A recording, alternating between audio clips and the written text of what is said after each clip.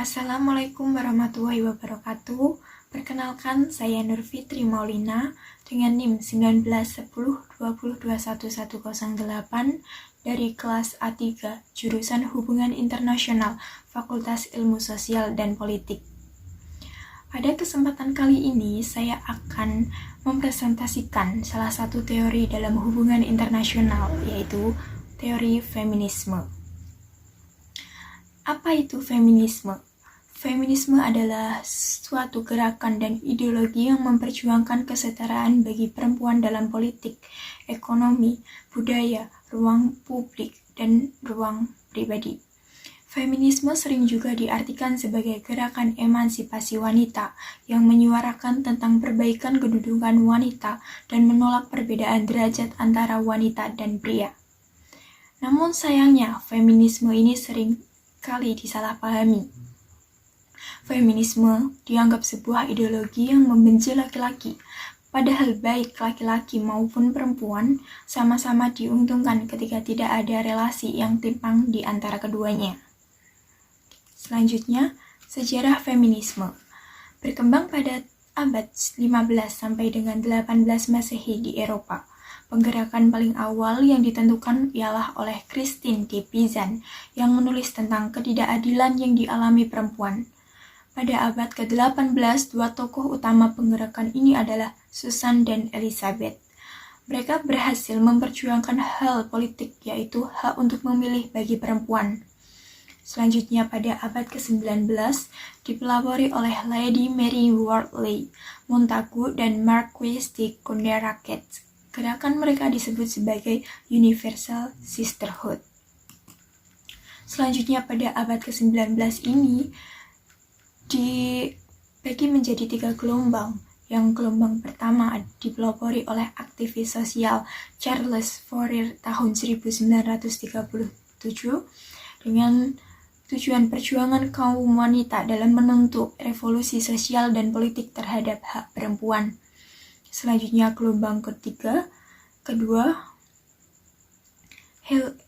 kedua, Helena Jigsaw de Julia Kristeva pada tahun 1970 menuntut kebebasan bagi wanita yang sering dipandang rendah dan diperlakukan tidak layak.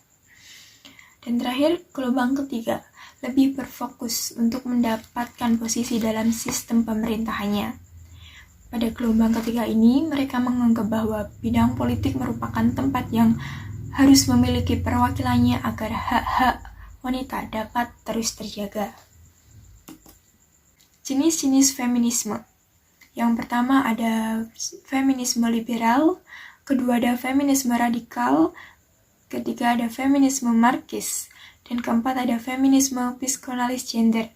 Kelima ada feminisme eksistensialis, dan terakhir adalah feminisme postmodern. Di sini saya akan lebih fokus menjelaskan tentang feminisme eksistensial.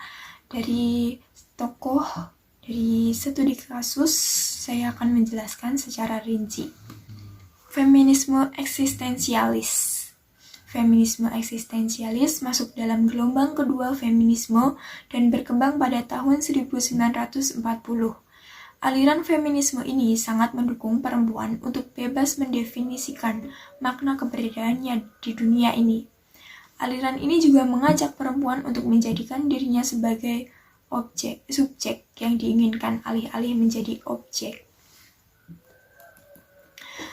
Tokoh feminisme eksistensialis yaitu Simone de Beauvoir dikenal sebagai tokoh feminisme eksistensialis khususnya sejak bukunya Le Deuxième Sexe atau The Second Sex diterbitkan pada tahun 1949.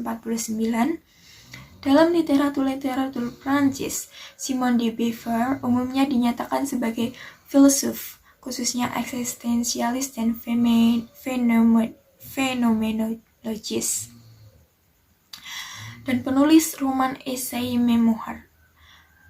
Selanjutnya dikatakan bahwa filsuf dan penulis ini adalah juga figur feminisme yang peduli perjuangan kondisi perempuan. Bentuk-bentuk perjuangan feminisme eksistensial di ranah domestik. Adapun perjuangan perempuan di ranah domestik menurut feminisme eksistensial adalah menjadi perempuan bebas. Terdapat 3 jenis perempuan yang memainkan peran perempuan hingga ke puncaknya untuk menjadi bebas, yaitu perempuan narsis, perempuan dalam cinta, dan perempuan mistis. Perempuan narsis yang obsesif terhadap dirinya, bahkan memiliki perasaan menjadi subjek dan objek secara bersamaan. Awalnya ia menghindari tirani laki-laki, dan pada akhirnya hanya akan menerima tirani dan opini publik. Kemudian perempuan dalam cinta, yang memberikan segalanya pada kekasihnya, meskipun pada kenyataannya ia bukanlah segalanya untuk laki-laki. Ia akan berusaha bahwa dirinya akan dibutuhkan. Perempuan mistis yang ingin menjadi subjek sempurna dari subjek yang sempurna pula. Perempuan mistis tidak bisa membedakan antara Tuhan dengan laki-laki maupun sebaliknya. Kemudian studi kasus feminisme eksistensial.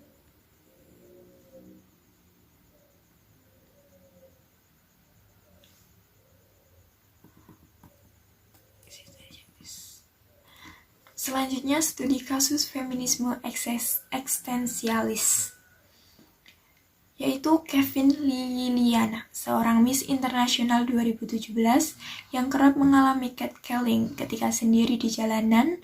Salah satunya terjadi pada saat ia keluar dari apartemennya dan mendapati laki-laki yang tiba-tiba menggodanya. Kevin kemudian melawan pelakunya secara langsung dengan mengetuk pintu mobil pelaku dan mengatakan bahwa pelaku tersebut tidak sopan, dan Kevin tidak takut atas perlakuan pelecehan verbal tersebut. Sebagai perempuan yang mengalami pelecehan verbal di jalan, ia berani untuk melawan pelaku dengan tatap muka secara langsung dan termasuk dalam kontekstualisasi perjuangan feminisme eksistensial.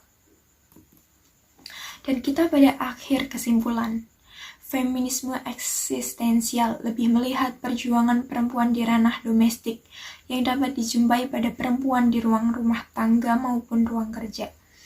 Adapun ranah domestik yang dimaksud adalah mengenai perjuangan individu perempuan dengan perlawanan secara langsung dan tatap muka. Dalam feminisme eksistensial, perempuan juga dianggap memiliki pilihan bebas untuk mengaktualisasikan dirinya dan memilih untuk tetap bertahan atau terlepas dari dominasi laki-laki. Jika dikontekstualisasikan, perjuangan perempuan dalam feminisme eksistensial ini dapat dilihat dari bagaimana perempuan memiliki keberanian untuk melawan laki-laki secara langsung atas penindasan yang dialaminya. Sekian presentasi dari saya. Terima kasih. Wassalamualaikum warahmatullahi wabarakatuh.